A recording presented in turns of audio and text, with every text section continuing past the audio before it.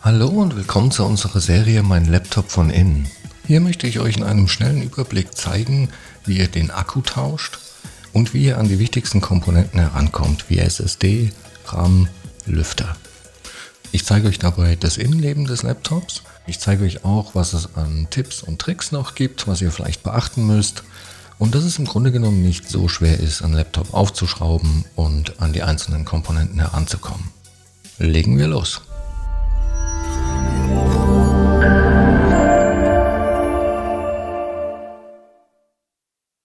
So, wir haben hier ein Gerät von One, und zwar ein PC50DC. Und ich zeige euch auch gleich, wo ihr die genaue Modellnummer findet. Aber zuerst stellen wir sicher, dass das Laptop nicht mehr mit dem Ladekabel verbunden ist. Die genaue Modellbezeichnung findet man hier auf der Rückseite, und zwar hier. Und ja, also mit dieser Modellnummer findet ihr eben super einfach alle Ersatzteile speziell für dieses Gerät. Allgemein kann man zu dem Gerät noch sagen, dass ein Displaytausch relativ einfach ist. Dafür muss man nämlich nur den Frontrahmen abnehmen und kommt so an das Display ran. Beim Touchpad ist es so, das kommt aller Wahrscheinlichkeit nach zusammen mit dem Topcase. Könnte sein, dass sich das auch einzeln tauschen lässt, aber normalerweise eben mit dem Topcase.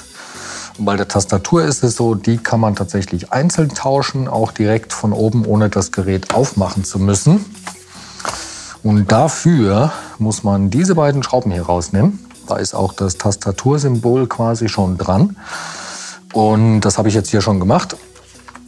Und dann kann man die Tastatur quasi hier aus dem Topcase raushebeln. Kann man jetzt mit einem Gegenstand hier zum Beispiel drunter gehen und die von hier quasi nach oben hebeln. Und das ist auch so, ja, das sind halt überall Haltenasen. Die ist hier unten eingehangen. Das sieht man hier vielleicht. Also einfach auch von oben anfangen. Auch nicht rausreißen, weil da ja eben auch noch die Steckverbindungen sind. Und bei denen ist es so, auch da kann man die Kabel jetzt nicht einfach rausziehen. Das sind jeweils Kippschalter, das heißt, die klappt man erst auf, nämlich so. Und dann kann man das Kabel rausnehmen. Das ist bei dem hier dann genau das Gleiche. Und so eigentlich wirklich super einfach die Tastatur tauschen.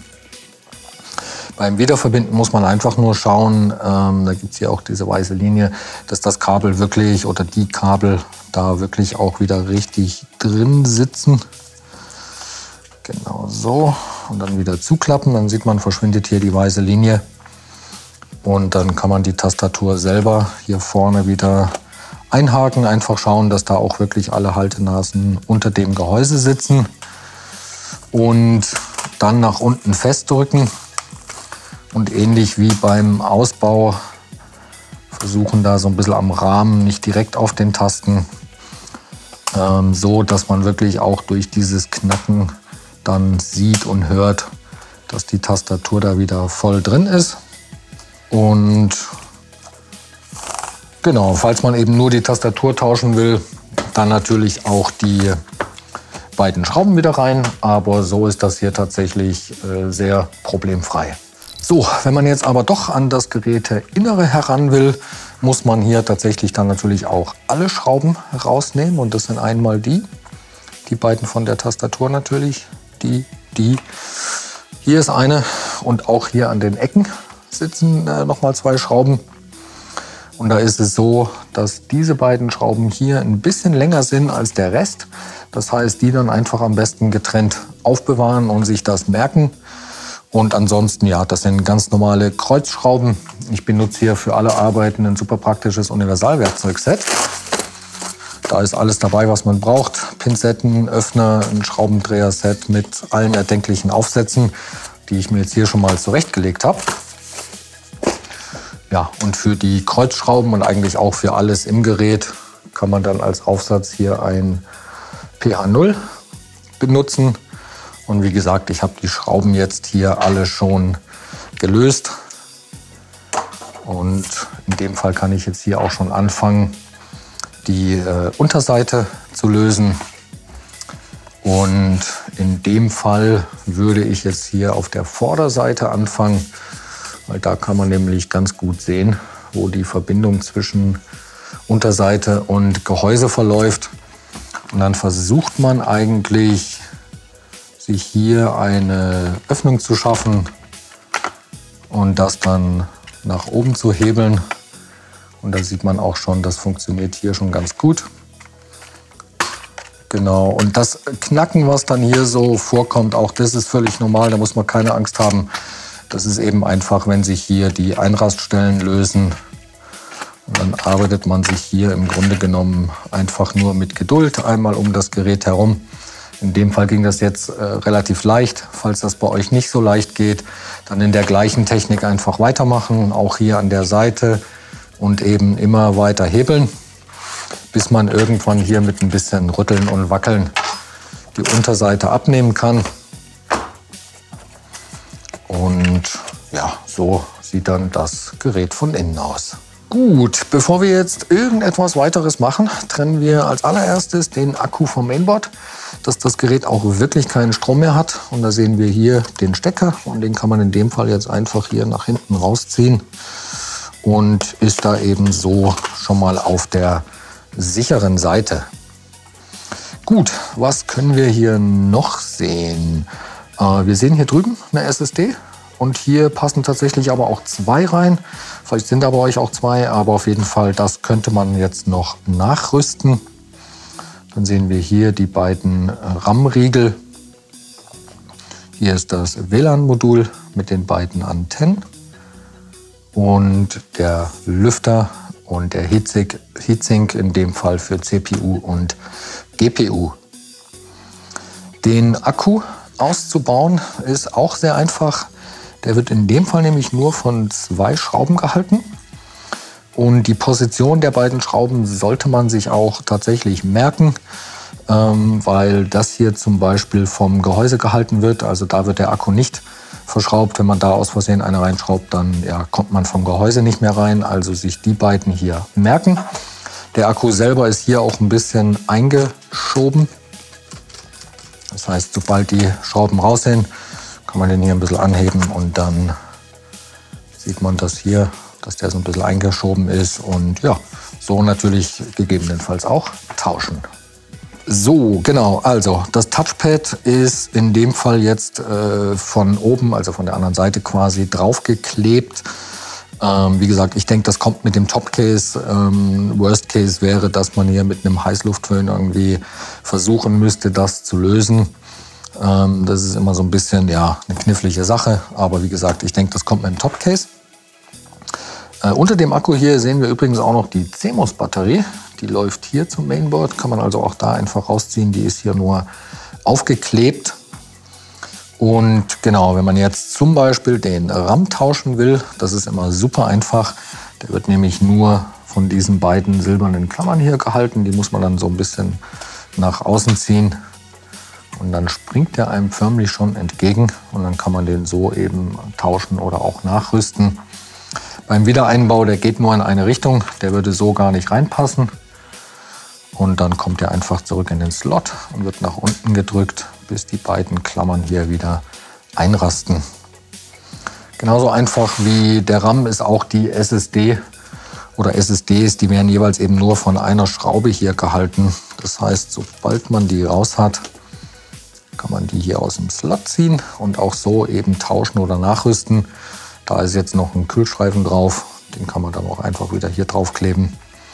Und ansonsten das gleiche Prinzip wie beim RAM, geht nur in eine Richtung, so würden die nicht reinpassen. Und auch da einfach wieder in den Slot zurück bis ganz zum Anschlag und einfach wieder verschrauben. So, beim Lüfter ist es hier so, das ist übrigens noch eine Besonderheit, da das jetzt gerade passiert ist, die sind hier tatsächlich nur aufgesteckt. Also wenn das mal rauskommt, ist das tatsächlich gar nicht so schlimm. Das kann man dann am Ende hier einfach wieder drauf stecken. Deswegen auch von vorne mit dem Aufhebeln anfangen, das ist an sich keine schlechte Idee. Genau, wir waren aber beim Lüfter. Und da ist es so, den gibt es nur zusammen mit dem Heatsink. Also die Lüfter selber kann man nicht einzeln tauschen. Das gesamte Konstrukt kann man aber tauschen und auch das ist gar nicht so kompliziert, wie man erst denkt. Die Schrauben dafür, die sind hier auch nummeriert. Da haben wir 1, 2, 3, dann haben wir 4, 5, 6 und dann der Lüfter jeweils noch mit 3 Schrauben. Hier, hier und hier. Die Schrauben alle raus, auch getrennt aufbewahren für den Heatsink und für den Lüfter.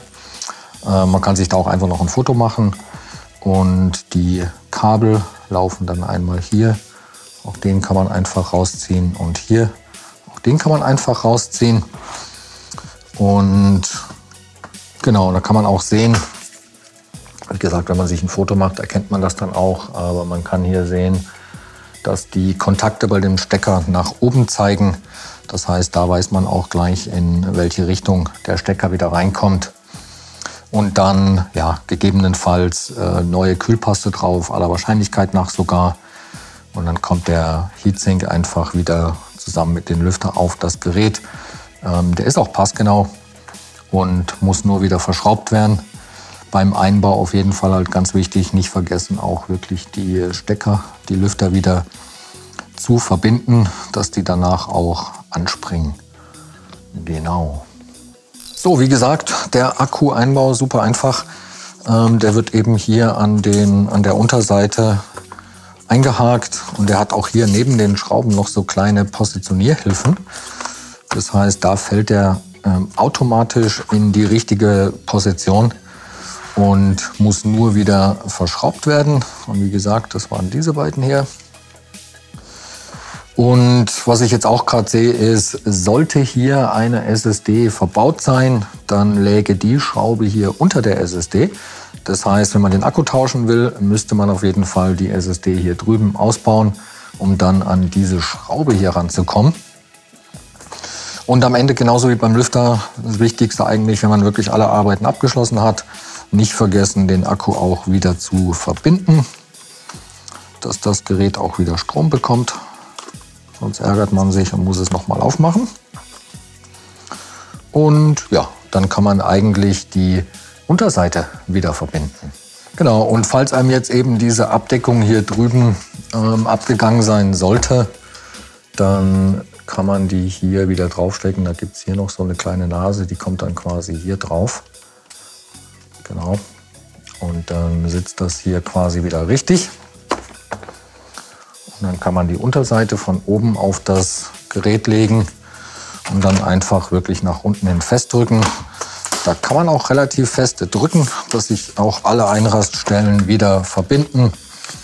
Ich schaue am Ende auch, dass wirklich alles hier verschlossen ist. Gehe noch einmal um das Gerät herum. Ansonsten wird das auch ziemlich stark von den Schrauben gehalten. Ja, und dann, wie gesagt, einfach nur noch alles verschrauben und so schnell hat man das. So, ich hoffe, das Video hat euch weitergeholfen. Wenn ihr noch Fragen oder auch Anregungen habt, lasst uns gerne einen Kommentar da. Und dann wünsche ich euch viel Spaß beim Schrauben. Bis zum nächsten Mal. Ciao.